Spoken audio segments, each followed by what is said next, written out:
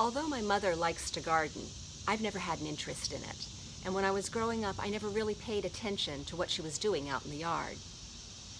As a result, the string of parables has never particularly resonated with me, with its talk of sowing seeds, of weeds among the wheat, mustard seeds, buried treasure, and fishing nets. I understand them intellectually, but I never really feel them. The only gardening I've been successful at is my herb garden, and in particular, the last few years, my sweet basil has been fantastic. Not plants, but bushes as high as my hip and full.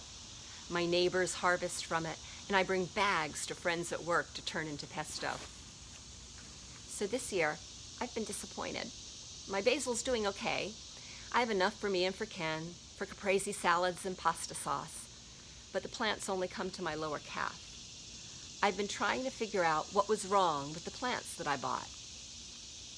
When I was complaining about it to Ken, we remembered that this year I planted the herbs while we were in the first 2 weeks of Safer at Home, and I decided that a trip to pick up potting soil wasn't essential, and it was better to simply get the plants into the ground. The problem wasn't the seed, it was the soil.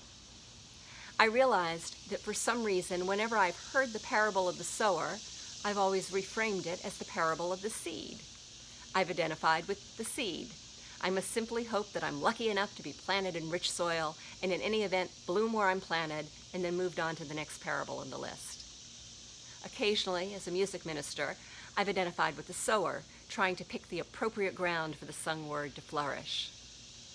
What my basil escapade made concrete for me is that instead of simply hoping that the word planted in me will be understood, take root, and flourish, I can take responsibility for the patch of ground it's planted in, my own heart.